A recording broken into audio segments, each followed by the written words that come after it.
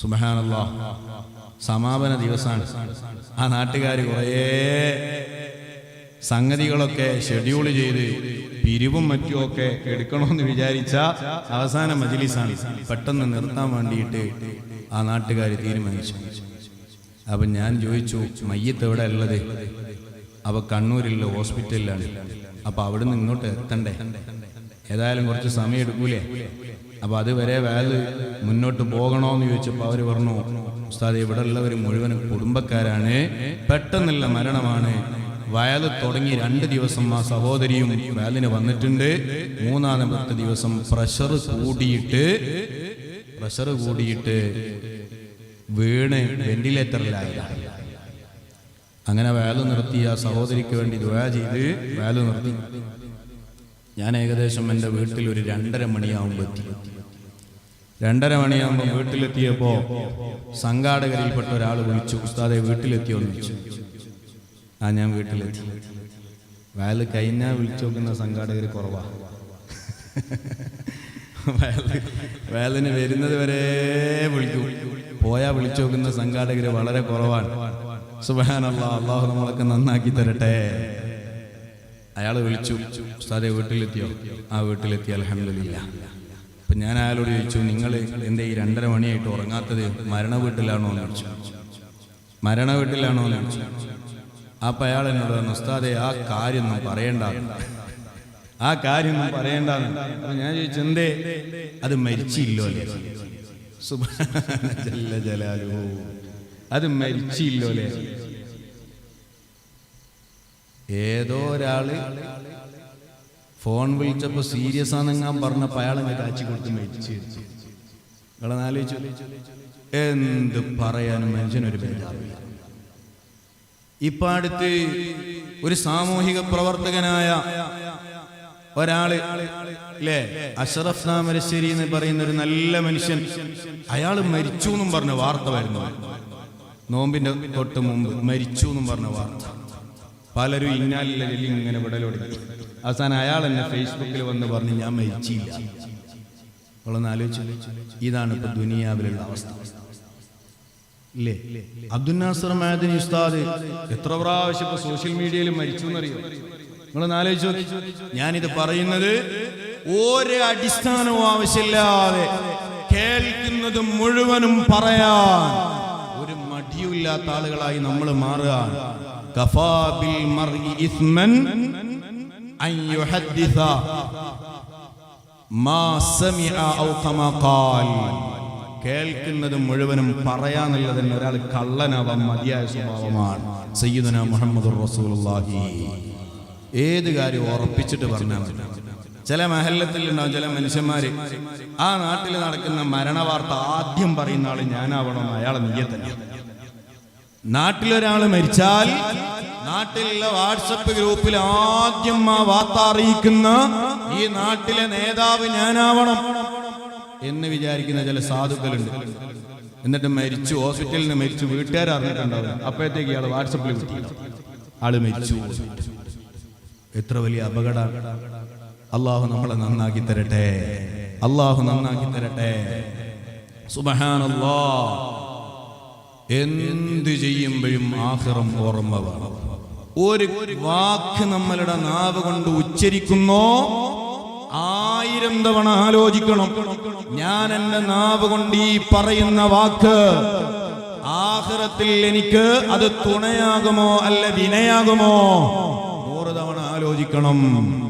എഴുതുന്ന എഴുത്ത് വമാ മിൻ കാതിബിൻ ഇല്ലാ സയുബ്ലാ വയുബ്ഖി ദഹ്റു മാ കതബത് യദാഹു. മഹാനായ ദുന്നൂനിൽ മിസ്രി തങ്ങൾ പറഞ്ഞ വാക്കാണ്. വമാ മിൻ കാതിബിൻ ഇല്ലാ സയുബ്ലാ. എഴുതുന്ന ആൾ ഇന്നല്ലെങ്കിൽ നാളെ മരിച്ചു പോകും. എന്നാൽ വയുബ്ഖി ദഹ്റു മാ കതബത് യദാഹു. അവന്റെ കൈകൊണ്ട് അവൻ എഴുതിയത് അവൻ മരിച്ചാലും ഇവിടെ ബാക്കിയാണ്. അതുകൊണ്ട് തന്നെ ഫലാ തക്തുബ് ബികഫിക ഗൈറ ശൈഇൻ യസുറുക ഫിൽ ഖിയാമത്തി അൻ തറാഹു.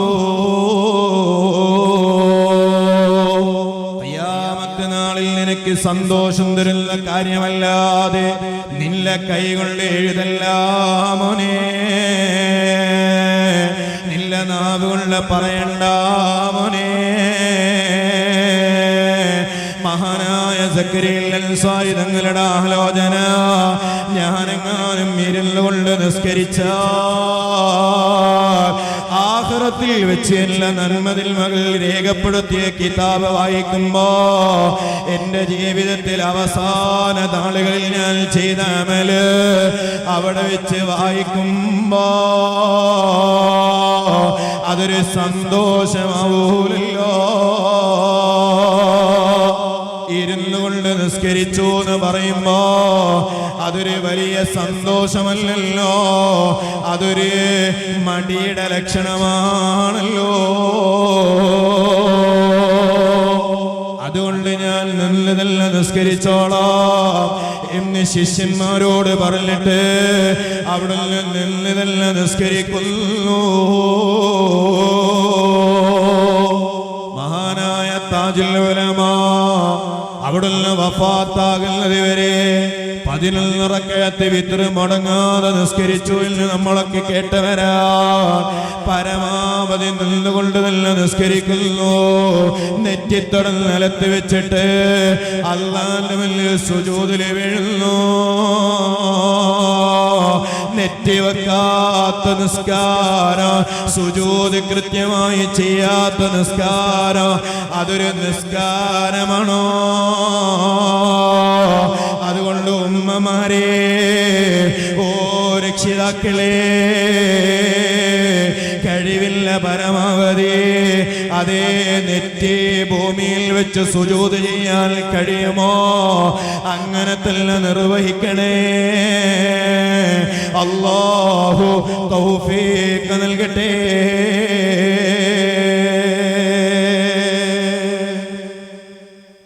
ഇബാദത്തുകളോട് താല്പര്യം തോന്നുക, ഇത് ആഖിറത്തിൽ വിജയിക്കുന്നവരുടെ അടയാളമാണ്.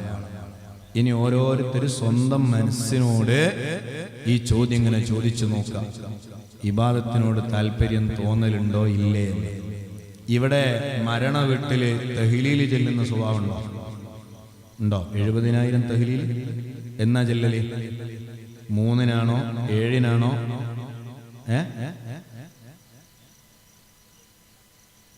കണ്ണോക്ക് കഴിക്കാൻ തന്നെ പരിപാടി ഉണ്ടോടാ? ഉണ്ടല്ല. എന്നാ 3 അയക്കല് യാസീനോ തഹ്ലീലല്ലേ? 12. തഹ്ലീൽ 12 അല്ലേ? എന്ന് ചൊല്ലിയാലും കുഴപ്പമൊന്നുമില്ല, എന്ന് ചൊല്ലിയാലും കുഴപ്പമൊന്നുമില്ല. തഹ്ലീലില്ലേ? 70,000 തഹ്ലീൽ ഇല്ലേ? ഉസ്താദ് 70,000 തഹ്ലീൽ ചെല്ലുമ്പോ വീട്ടുകാർ കുറച്ച് ആളുകളൊക്കെ വിളിച്ചിട്ടുണ്ടാവും. കാരണം ഈ 70,000 തഹ്ലീൽ ചൊല്ലി തീരണം, അതിന് കുറച്ച് ആളുകളെ വിളിച്ചിട്ടുണ്ടാവും. ഞങ്ങളെ നാട്ടിലേക്ക് ഒരു സ്വഭാവമുണ്ട്,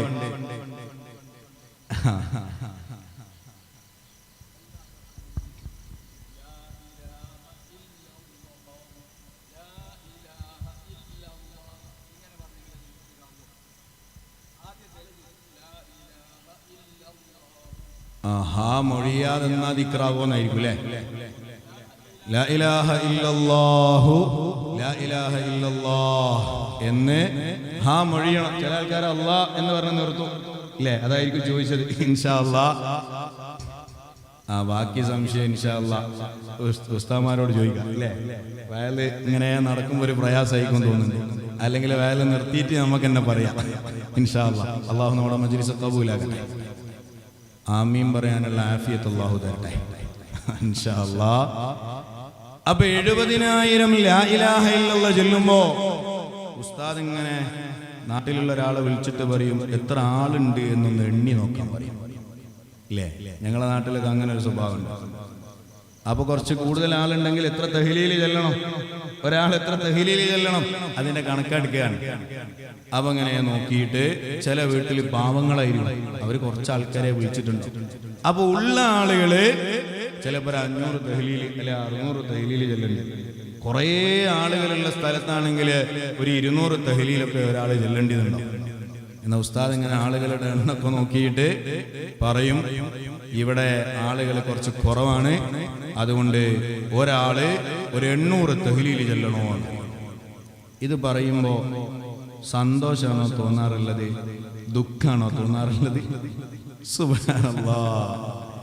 ചില ആളുകൾ പടച്ച തമ്പുരാൻ 800 എണ്ണം എപ്പോഴാ ചെല്ലിത്തീരാല്ലേ? 800 എണ്ണോ എപ്പോഴാ ചെല്ലിത്തീരാന്ന് ആലോചിക്കാൻ. 200 എണ്ണം ചെല്ലിയാ മതി എന്ന് പറയുമ്പോ അൽഹംദുലില്ലാ അത് വേഗം തീരുട്ടോ. ഇതാണ് ഭൂരിഭാഗം ആളുകളുടെയും മനസ്സിലേക്ക്. ഇനി 800 എണ്ണം ചെല്ലണോന്ന് പറയുമ്പോ പിന്നെ ആൾക്കാർക്കൊരു പ്രതീക്ഷ. എന്താ പ്രതീക്ഷ? ഉസ്താദിന്റെ തസ്ബീഹ്മാലയിലേക്ക് ഇങ്ങനെ നോക്കൂ. എന്താ തസ്ബീഹ്മാലയിലേക്ക് നോക്കുന്നത്? ലാ ഇലാഹ ഇല്ലല്ലാഹു ലാ ഇലാഹ ഇല്ലല്ലാഹ് എന്ന് ചൊല്ലുമ്പോൾ ഉസ്താദ് 2 എണ്ണം മറിക്കുന്നുണ്ടോ അല്ല 1 ആണോ മറിക്കുന്നത്? സുബ്ഹാനല്ലാഹ്. 2 എണ്ണം മറിക്കുന്നുണ്ടെങ്കിൽ അത് കുറച്ചൊക്കെ ഒന്ന് ഇല്ലേ? 800 എന്ന് പറഞ്ഞാൽ 400 ചൊല്ലിയാൽ 800 എണ്ണായി. മറ്റേത് ഇത് പടച്ചോനെ ഉസ്താദ് 2 എണ്ണം ഒന്നായിട്ടാണ് കൂട്ടുന്നത്. അപ്പൊ പിന്നെയും നന്മയുടെ അവസരം കിട്ടുമ്പോ നമുക്കത് സന്തോഷത്തിലധികം ഒരു മടുപ്പ് തോന്നുകയാണ്. ഇത് വലിയ അപകടമാണ്. അല്ലാഹു ദിക്റ് ചൊല്ലാൻ മടുപ്പില്ലാത്ത ആളുകളാക്കി നമ്മളെ മാറ്റിത്തരട്ടെ. മഹാനായ അബൂ ഹുറൈറ റളിയല്ലാഹു അൻഹുവിന്റെ കയ്യിൽ ഒരു തസ്ബീഹ് മാല ഉണ്ടായിരുന്നു. നമ്മളെ കയ്യിൽ ആകെ ഇല്ലാത്ത തസ്ബീഹ് മാലയേ ഉള്ളൂ. വേറെ എല്ലാ സാധനവും ഉണ്ട്. മൊബൈലുണ്ട്, പെന്നുണ്ട്, എല്ലാ സാധനവും ഉണ്ട്. എന്നാലോ തസ്ബീഹ് മാല ചില മനുഷ്യന്മാരെ കയ്യിലേ ഉണ്ടാകൂല. പള്ളിയിലുണ്ടാവും അങ്ങനെ തൂക്കിയിട്ടിട്ട് ഇല്ലേ? പള്ളി തൂക്കിയിട്ടിട്ടുണ്ടാവും ചിലത്. ചെറുപ്പക്കാരൊന്നും അതിട്ട് തൊടലുമില്ല. അത് വയസ്സായ മനുഷ്യന്മാർക്കുള്ളതാണ്. എന്നാൽ മഹാനായ അബൂ ഹുറൈറ തങ്ങളുടെ കയ്യിൽ ഒരു തസ്ബീഹ് മാല ഉണ്ട്. അതിൽ എത്ര മണിയാ ഉള്ളത് എന്നറിയോ? 1000 മണികളുള്ള തസ്ബീഹ് മാല അബൂ ഹുറൈറ തങ്ങളുടെ കയ്യിൽ ഉണ്ടായിരുന്നു. ഇശാ നിസ്കരിച്ച് അബൂ ഹുറൈറ തങ്ങൾ ഇങ്ങോട്ട് ഇരിക്കുക തസ്ബീഹ് മാലയായിട്ട്. എന്നിട്ട് ദിക്റ് ചൊല്ലണം. 20 തവണ ആ തസ്ബീഹ് മാല മുഴുവനും മറിച്ച് തീരുന്നത് വരെ മഹാനവറുകൾ ദിക്റ് ചൊല്ലും. അപ്പൊ എത്ര ദിക്റ് ഉണ്ടാവും? എത്ര ദിക്റ് ഉണ്ടാവും? 1000 മണികളുള്ള തസ്ബീഹ് മാല 20 തവണ പൂർണ്ണമായി മറിക്കുന്നത് വരെ ദിക്റ്. 20,000 ദിക്റ് ഇശാ നിസ്കരിച്ച് എല്ലിട്ട കിടക്കൽ. നമ്മൾ എത്ര ദിക്റിൽ? 100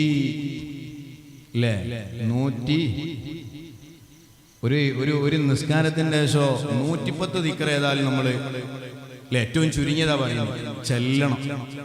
ഏതാണത്? 33 സുബ്ഹാനല്ലാഹ്, 33 അൽഹംദുലില്ലാഹ്, 33 അല്ലാഹു അക്ബർ, ലാ ഇലാഹ ഇല്ലല്ലാഹ് വഹ്ദഹു ലാ ശരീക ലഹു. അതുകൊണ്ട് 100 പൂർത്തിയാക്കി അഫ്ളലു ദിക്ർ 10. അപ്പൊ എത്ര എണ്ണായി? 110. 5 നിസ്കാരാകുമ്പോഴത്തേക്ക് 550 ദിക്ർ ഒരു ദിവസം നിസ്കാരത്തിന്റെ ശേഷം ഏറ്റവും ചുരുങ്ങിയത്. അത് മാത്രമാണെന്നല്ല, ഏറ്റവും ചുരുങ്ങിയത് നമുക്ക് ചെല്ലാനുണ്ട്. ഇന്ന് നിങ്ങളൊക്കെ ഇപ്പൊ ഇശാ നിസ്കരിച്ചു, ഞാനും ഇശാ നിസ്കരിച്ചിട്ടാ ഇപ്പോ ഈ മജ്‌ലിസ് ഇങ്ങനെ നടക്കുന്നത്. ഈ 550 ദിക്റിൽ എത്ര ദിക്ർ ഇപ്പൊ നമ്മൾ ചൊല്ലിയിട്ടുണ്ട് എന്ന് ആലോചിച്ചു. ചില ആൾക്കാർക്ക് സുബ്ഹാനല്ലാഹ് ഇമാമ് വിളിക്കുന്നത് കേട്ടാൽ തന്നെ ദേഷ്യ. മഗ്‌രിബിന്റെ ശേഷമൊക്കെ സുബ്ഹാനല്ലാഹ് പറഞ്ഞാല് മഗ്‌രിബിനെ കാലാവസ്ഥ ഇത് ചെല്ലലേ, പണ്ടൊന്നും ഇതില്ല, ഇപ്പോഴത്തെ മൗലവിമാര് തുടങ്ങിയാണ് ചില മനുഷ്യന്മാര് പറയല. സുബ്ഹാനല്ലാഹ്. മഹാനായ സയ്യിദുനാ അബൂ ഹുറൈറ റളിയല്ലാഹു അൻഹു അവിടുന്ന് ദിനേന ഇശാ നിസ്കാരത്തിന് ശേഷം തന്നെ 20,000-ലധികം ദിക്റുകൾ ചൊല്ലുകയാണ്. ഒരാള് റസൂലുള്ളാഹി തങ്ങളുടെ അടുക്കലേക്ക് വരുന്നു. എന്നിട്ട് നബി തങ്ങളോട് പറയാണ്, യാ റസൂലല്ലാഹ് ഇന്ന ശറാഇൽ ഇസ്ലാമി ഖദ് കഥറത് അലയ്യ.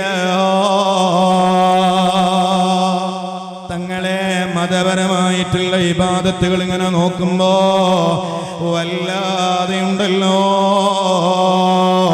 ഫർള് സുന്നത്തമായ ഇബാദത്തുകൾ ഇങ്ങനെ നോക്കിയാല് കുറേ ഇബാദത്ത് ചെയ്യാനുണ്ടല്ലോ. എല്ലാം കൂടെ എനിക്ക് ചെയ്യാനും കഴിയൂല. അതുകൊണ്ട് തങ്ങളെ ഫാഖ്ബിർനി ബിശൈഇൻ അതശംബതു ബിഹി.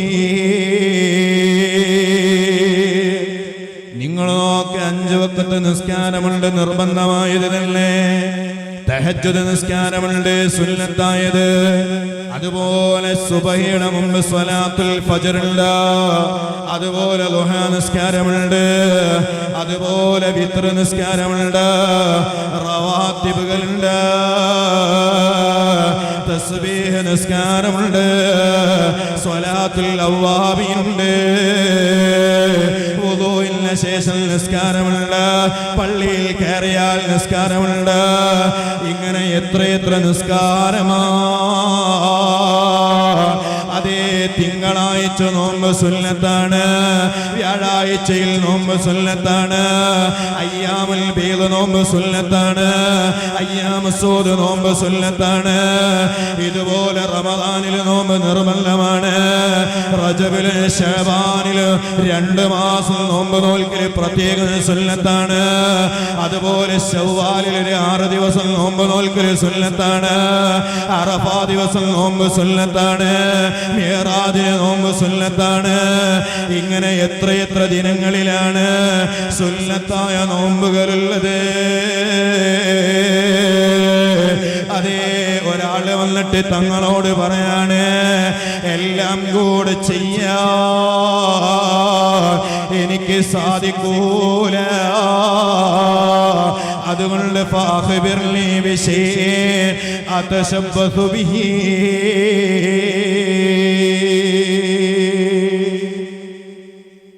എനിക്ക് മുറുകെ പിടിച്ച് മുന്നോട്ട് പോകാൻ പറ്റുന്ന ഒരു അമല് പറഞ്ഞു തരുമോ തങ്ങളെ?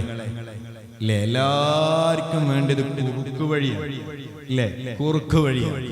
പെട്ടെന്ന് കാര്യം സാധിക്കണോ, അങ്ങനത്തെ ഒരു അമല് പറഞ്ഞു തരുമോ? അപ്പൊ നബിതങ്ങൾ ആ മനുഷ്യനോട് പറഞ്ഞത്, ലാ യസാലു ലിസാനുക റത്ബൻ മിൻ ദിക്രില്ലാഹ്. എല്ലാം കൂടെ ചെയ്യാൻ കഴിയൂലേ മോനെ. ലാ യസാലു ലിസാനുക റത്ബൻ മിൻ ദിക്രില്ലാഹ്. നിന്റെ നാവ് ദിക്ർ കൊണ്ട് പച്ച പിടിക്കട്ടെ എന്ന ബാക്കിയൊക്കെ നന്നായിക്കോളും, ബാക്കിയൊക്കെ ക്ലിയർ ആയിക്കോളും. നാവ് ദിക്ർ കൊണ്ട് പച്ച പിടിക്കണം എന്ന് പറഞ്ഞാൽ ധാരാളം ദിക്ർ ചെല്ലുന്ന സ്വഭാവം അതെങ്കിലും നീ ഉണ്ടാക്കിയെടുക്കണം. സയ്യിദുനാ മുഹമ്മദുർ റസൂലുള്ളാഹ്. ദിക്ർ എന്ന് പറഞ്ഞാൽ പറഞ്ഞ കൂലി കിട്ടുന്നതിനൊക്കെ ദിക്ർ എന്ന് പറയാം. പറഞ്ഞാൽ കൂലി കിട്ടുന്നതിനൊക്കെ ദിക്ർ എന്ന് പറയും. അതാ ഡെഫിനിഷൻ അല്ലേ? ഭാര്യയോടൊരു നല്ല വാക്ക് പറഞ്ഞ കൂലി കിട്ടുമെന്ന് ഫതുഹുൽ മുഈനിലുണ്ട്. ഇല്ലേ, ഭാര്യമാരോട് അവരെ മനസ്സിന് സന്തോഷം ഉണ്ടാകുന്ന ഒരു വർത്താനം പറഞ്ഞാൽ അത് ഇബാദത്താണ്, കൂലിയുള്ള കാര്യമാണ്. ഉമ്മമാരോട്, മാതാപിതാക്കളോട് സ്നേഹത്തോടെ ബഹുമാനത്തോടെയുള്ള സംസാരം അത് കൂലിയുള്ള വാക്കാണ്. നന്മ ഉപദേശിക്കൽ കൂലിയുള്ളതാണ്, നന്മ പറയൽ കൂലിയുള്ളതാണ്. ഏത് സമയത്തും നിന്റെ നാവ് ദിക്ർ കൊണ്ട് പസർമയുള്ളതാവട്ടെ. സയ്യിദനാ മുഹമ്മദുർ റസൂലുള്ളാഹ്. അതുകൊണ്ട് സഹോദരന്മാരെ, ഓ ഉമ്മമാരെ, അതേ ആഖിറത്തിൽ വിജയിക്കുന്ന കോലത്തില് ഇബാദത്തുകളോട് താല്പര്യമുണ്ടാവണോ? അതിന് ഏറ്റവും മർമ്മപ്രധാനമായി നമ്മൾ ശ്രദ്ധിക്കേണ്ട കാര്യമാണ് നമ്മളുടെ നാവ് കേട്ടോ. ആ നാവിനെ സൂക്ഷിച്ചാൽ സ്വർഗ്ഗമേ ഗ്യാരണ്ടിയാ. മുഹമ്മദുർ റസൂലുള്ളാഹ്. من يضمن لي ما بين لحييه وما بين رجليه أضمن له الجنة. محمد رسول الله. 2 താടിയെല്ലുകൾക്കിടയിലുള്ള ഒരു അവയവം അതേതാ? നാവാണ്. അതുപോലെ 2 കാലുകൾക്കിടയിലുള്ള ഒരു അവയവം ലൈംഗിക അവയവമാണ്. ഇത് 2 കൊണ്ടും തെറ്റ് ചെയ്യൂല എന്നൊരാൾ എനിക്ക് ഉറപ്പ് തന്നാൽ, മുത്തുനബി പറയാൻ അൽമനുലഹുൽ ജന്ന, അവന് സ്വർഗമുണ്ട് എന്ന് ഞാൻ ഗ്യാരണ്ടി നിൽക്കാണ്. അല്ലേ? നാവിനെ സൂക്ഷിച്ചാൽ സ്വർഗം കിട്ടും, ലൈംഗിക അവയവത്തെ സൂക്ഷിച്ചാൽ സ്വർഗം കിട്ടും. അപ്പൊ ചില മനുഷ്യന്മാർ ചോദിക്കപ്പോ നിസ്കരിക്കണ്ടേ ഉസ്താദേ, നിസ്കരിക്കണ്ടേ, നോമ്പ് നോൽക്കണ്ടേ, സക്കാത്ത് കൊടുക്കണ്ടേ, കഴിവുണ്ടോ ഹജ്ജ് ചെയ്യണ്ടേ? ഇതൊന്നും ചെയ്യാതെ നാവിനെ സൂക്ഷിച്ചാൽ മതിയോ? നാവിനെ നീ സൂക്ഷിച്ചോ, നിനക്ക് നിസ്കരിക്കാനുള്ള നല്ല ഖൽബ് അല്ലാഹു ആക്കി തരും. നാവിനെ സൂക്ഷിച്ചോ, ഇബാദത്ത് ചെയ്യാൻ താല്പര്യമുള്ള മനസ്സായി നിന്റെ മനസ്സ് മാറി കിട്ടും. അല്ലാഹു നമ്മളെ കബൂലാക്കി തരട്ടെ. ഗീബത്ത് ഇങ്ങനെ പറഞ്ഞു നടക്കുകയാണ് അല്ലേ? സ്വന്തം മകൻ കെട്ടിക്കൊണ്ടുവന്ന ഭാര്യയുണ്ട്, എന്താ പറയാ, മരുമകൾ എന്നാണ് ഇവിടെ പറയുന്നത് അല്ലേ? മകൻ കെട്ടിക്കൊണ്ടുവന്ന പെണ്ണിന് എന്താ പറയല്? മരുമകളല്ലേ? ആ മരുമകൾക്കൊരു സമാധാനവും കൊടുക്കാത്ത ചില അമ്മായിമ്മമാര് ഇല്ലേ? തഹജ്ജുദ് നിസ്കരിക്കുന്നുണ്ടാവും, ദുഹാ നിസ്കരിക്കുന്നുണ്ടാവും, സകല സമയത്തും തസ്ബീഹ് കൗണ്ടർ ഉണ്ടാവും കയ്യില്. എന്നാലും മകന്റെ ഭാര്യയോട് കുത്തുവാക്കുകൾ പറഞ്ഞ് മനസ്സ് വേദനിപ്പിക്കുന്ന ഉമ്മ ആ മകളുടെ പൊരുത്തം കിട്ടാതെ, ആ മകള് പൊരുത്തപ്പെട്ടു തരാതെ സ്വർഗം കാണൂല. അള്ളാഹു നമ്മളെ നന്നാക്കട്ടെ, അള്ളാഹു നന്നാക്കട്ടെ. സ്വന്തം ഉമ്മയെപ്പോലെ ഭർത്താവിന്റെ ഉമ്മയെയും കാണണം. സ്വന്തം ഉമ്മ എന്ത് ശകാരിച്ചാലും ചീത്ത പറഞ്ഞാലും അവർക്ക് അതൊരു കുഴപ്പമില്ല, അത് ഉമ്മല്ലേ. എന്നാ ഭർത്താവിന്റെ ഉമ്മ ആവശ്യത്തിന് വല്ലതും പറഞ്ഞാൽ പോലും അത് ഭയങ്കര പ്രശ്നമായിട്ട് പറയുന്ന ചില ആളുകളുണ്ട്, ചില സഹോദരിമാർ. ഉണ്ടാവാൻ പാടില്ല. നല്ല സംസാരങ്ങളാവണം, നല്ല ഇടപെടലുകളാവണം. അല്ലാഹു തൗഫീക്ക് നൽകട്ടെ. ഞാനൊരൊറ്റ കാര്യം കൂടെ പറഞ്ഞ് അവസാനിപ്പിക്കാം. മഹാനായ സാബിത്ത് ഇബ്നു അസ്ലമിൽ ബുന്നാനി റഹ്മത്തുള്ളാഹി അലൈഹി തങ്ങൾ ഇബാദത്തുകളോട് മഹത്തുക്കൾ കാണിച്ച താല്പര്യം എത്രയാണെന്ന് നമ്മൾ പഠിച്ചാൽ നമ്മളൊക്കെ സീറോ ബാലൻസിലാണ് ഉള്ളത് എന്ന് ബോധ്യപ്പെടും. നമ്മൾ എവിടെ എത്തിയിട്ടില്ല എന്ന് ബോധ്യപ്പെടും. സുബ്ഹാനല്ലാഹ്. മഹാനായ സാബിത്ത് ഇബ്നു അസ്ലമിൽ ബുന്നാനി മഹാനവറുകള് അദ്ദേഹത്തിന്റെ ജീവിതം പരിശോധിച്ചാൽ കാണാം, ഡെയിലി ഒരു ഖത്മ് ഓതുന്ന മഹാനായിരുന്നു സാബിത്തുൽ ബുന്നാനി തങ്ങൾ. റമദാനിലല്ലട്ടോ, ജീവിതത്തിലെ എല്ലാ ദിവസവും ഒരു ഖത്മ് പൂർണ്ണമായി ഓരോ ദിവസവും. സുബ്ഹാനല്ലാഹ്. ഒരു പേജ് ഖുർആൻ ഒരു ദിവസം ഓതാത്ത എത്ര ആളുകളാ നമ്മളെ കൂട്ടത്തിൽ? ഒരു പേജ് ഖുർആൻ ഓതാൻ കഴിയുന്നില്ല. മഹാനായ സാബിത്തുൽ ബുന്നാനി തങ്ങള് ഡെയിലി ഒരു ഖത്മ് അവിടുന്ന് ഓതി തീർക്കുകയാണ്. മാത്രമല്ല ദിനേന 300 റക്അത്ത് സുന്നത്ത് നിസ്കരിച്ച മഹാനാണ് മഹാനായ സാബിത്തുൽ ബുനാനി റഹ്മത്തുള്ളാഹി അലൈഹി. 300 റക്അത്ത് സുന്നത്ത് നിസ്കരിച്ച മഹാനാണ്. മഹാനഗറുകൾ വഫാത്തായി. ആളുകൾ മഹാനുഭാവന്റെ ജനാസ സംസ്കരണത്തിലാണ്. നിസ്കാരമൊക്കെ കഴിഞ്ഞ് ഖബറിലേക്ക് ഇറക്കി വെക്കുകയാണ് മഹാനുഭാവന്റെ ആ ജനാസ, ആ മയ്യത്ത് ഇറക്കി വെക്കുകയാണ്. അങ്ങനെ ഖബറിലേക്ക് അങ്ങ് വെച്ചു. മൂടുകല്ലുകൾ ഓരോന്നിങ്ങനെ എടുത്തു വെക്കുക. മൂടുകല്ലുകൾ ഓരോന്നിങ്ങനെ എടുത്തു വെച്ച് അവസാനത്തോ 1 or 2 കല്ലുകൾ വെക്കാൻ ബാക്കിയുള്ളപ്പോ ഒരു കല്ല് താഴോട്ടങ്ങ് വീണു പോകുന്നു. മയ്യത്തിന്റെ മേലേക്ക് നമ്മൾ മണ്ണിടൂല ഇല്ലേ? മയ്യത്തിന്റെ മേലേക്ക് മണ്ണിടാറുണ്ടോ? ഇല്ല. മൂടുകല്ല് വെച്ച് ഹോൾസുകളൊക്കെ അടക്കും. എന്നിട്ടും എവിടെങ്കിലും ചില ഹോൾസുകളൊക്കെ ഉണ്ടെങ്കിൽ അടയട്ടെ എന്ന് വിചാരിച്ചിട്ട് ചില ഈ ഇലകളും മറ്റുമൊക്കെ പറിച്ച് അതിങ്ങനെ ഹോൾസുള്ള സ്ഥലത്ത് വെച്ചിട്ടാണ് മണ്ണിടാറുള്ളത്. സാബിത്തുൽ ബുന്നാനി തങ്ങളുടെ ആ മയ്യത്ത് കിടത്തിയ അടിക്കബറിലേക്ക് കല്ലങ്ങ് വീണുപോകുക. സുബ്ഹാനല്ലാഹ്. ആ കബറടക്ക ചടങ്ങിന് നേതൃത്വം നൽകുന്ന ആൾ അദ്ദേഹം ആ വീണുപോയ കല്ലെടുക്കാൻ വേണ്ടിയിട്ട് അടിക്കബറിലേക്ക് ഇറങ്ങാൻ നോക്കുകയാണ്. അതിനു വേണ്ടിയിട്ട് അതുവരെ വെച്ച കല്ലുകൾ കൂടെ എടുത്തു മാറ്റിയാണ്, എന്നാലല്ലേ അടിയിലേക്ക് ഇറങ്ങാൻ കഴിയൂ.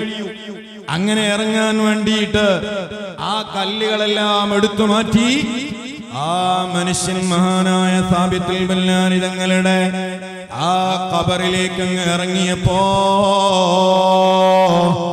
കാണുന്ന കാഴ്ച വല്ലാത്ത കാഴ്ചയാണ്.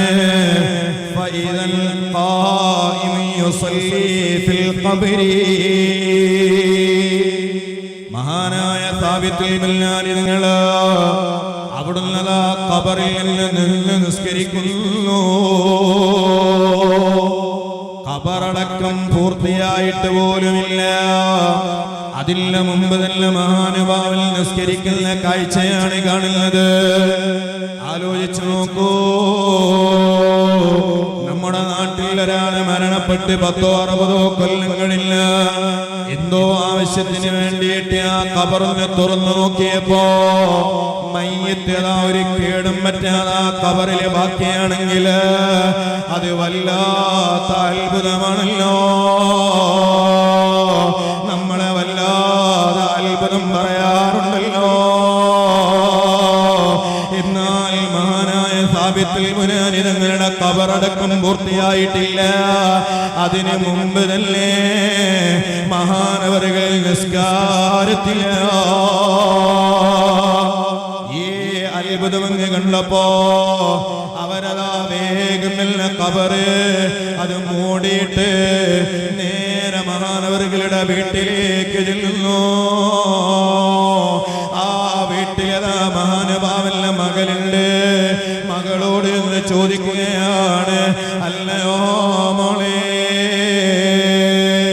ബാപ്പാന്റെ അവസ്ഥ എന്തായിരുന്നു? സ്വന്തം പിതാവില്ല, വേർപാടില്ല, വേദന മാറാതെ വീട്ടിലിരിക്കുന്ന മകള് തിരിച്ചു ചോദിക്കുകയാണ്, അല്ലയോ നാട്ടുകാരെ, എല്ലാ ബാപ്പാന്റെ ഖബറിൽ മുകളിലുള്ള മണ്ണുണങ്ങുന്നതിന് മുമ്പ് നിങ്ങൾ എന്തേ ഇങ്ങനെ ഒരു ചോദ്യമായിട്ട് വരാനില്ല കാരണോ?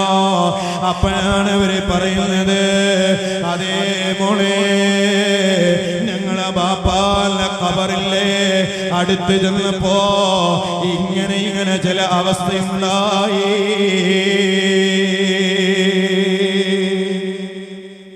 ബാപ്പ ഖബറിൽ വെച്ച് നിസ്കരിക്കുന്നത് കണ്ടു. എന്തായിരുന്നു ഉപ്പയുടെ ജീവിതം?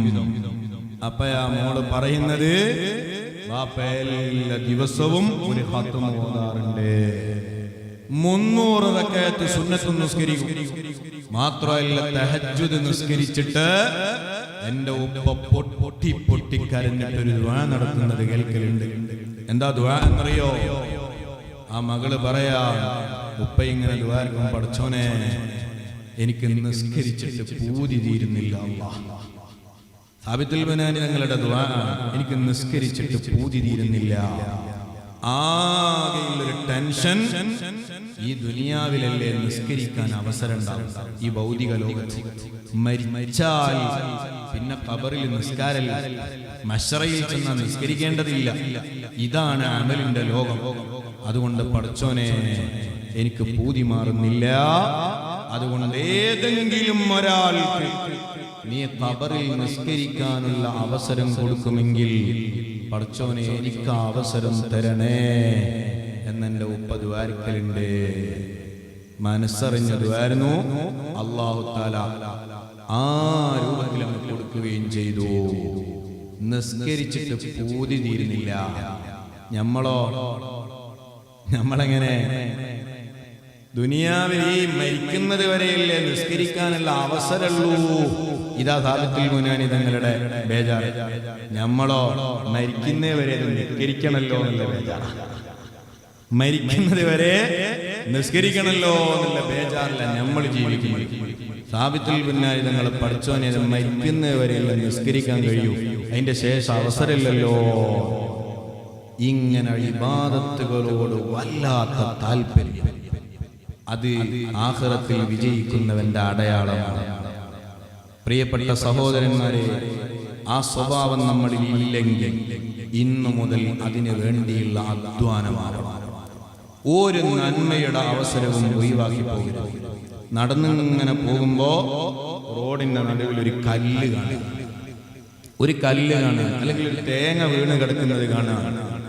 നമ്മളെ കയ്യിൽ ബൈക്കാണ് അല്ലെങ്കിൽ കാറാണ്, അത് പോകാൻ ഈ കല്ലൊരു തടസ്സവും ഇല്ല, അത് അങ്ങ് കടന്നു പോകും.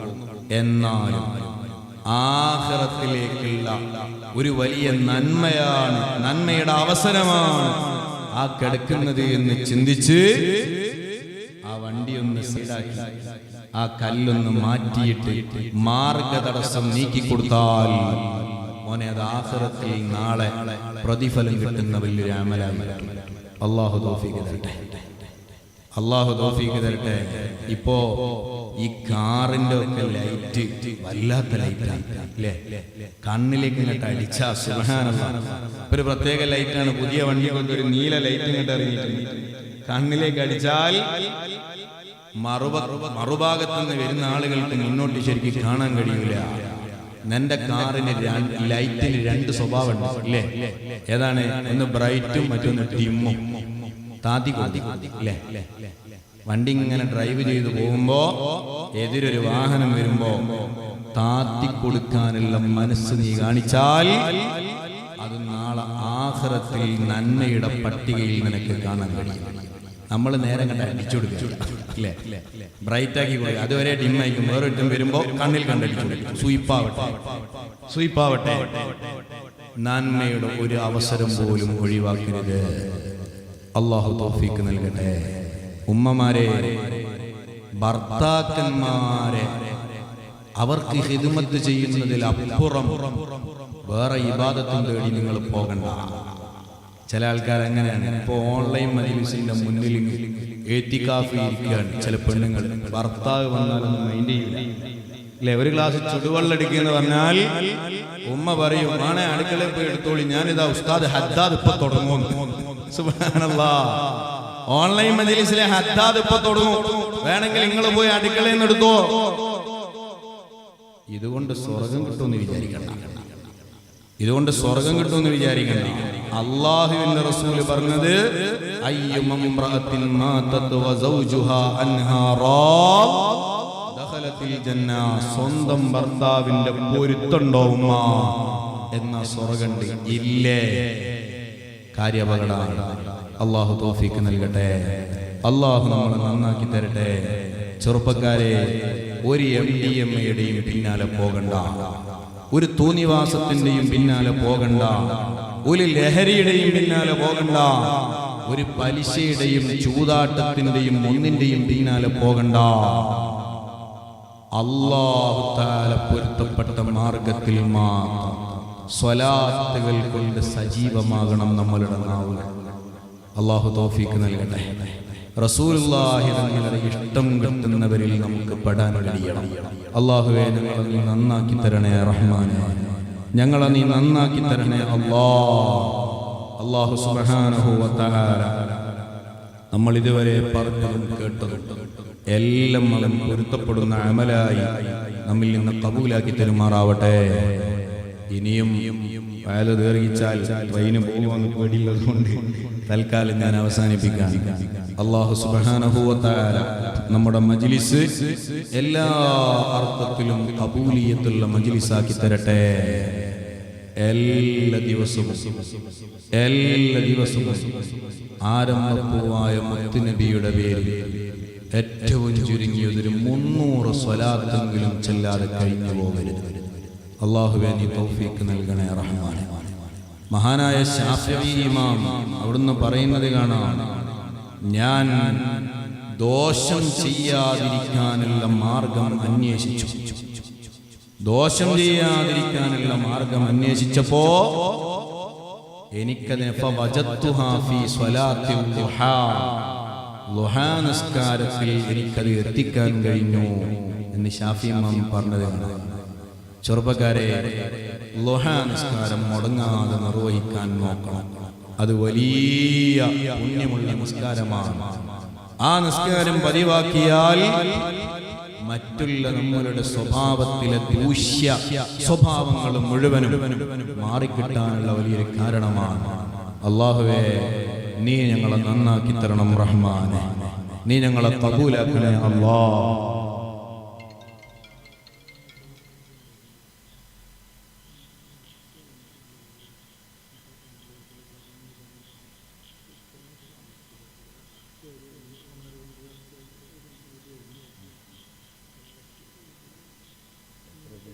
Okay.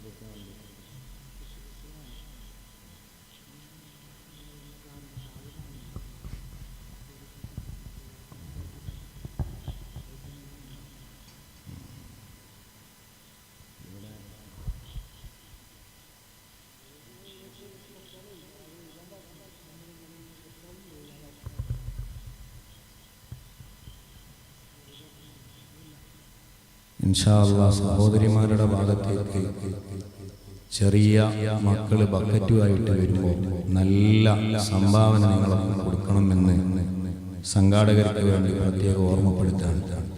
അള്ളാഹു നമ്മുടെ മജ്ലിസ് കബൂലാക്കി തരുമാറാവട്ടെ.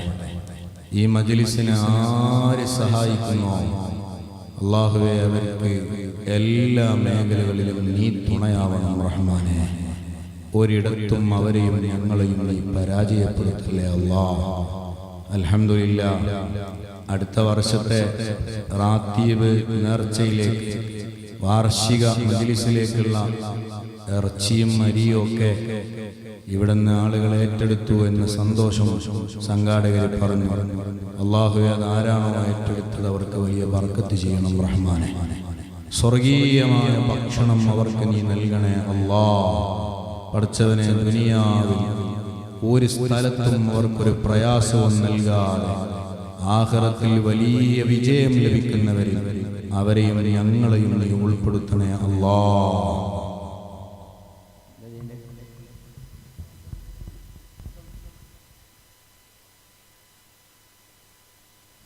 ഇൻഷാ അല്ലാഹ് അടുത്ത കൊല്ലത്തെ മജ്ലിസിലേക്ക്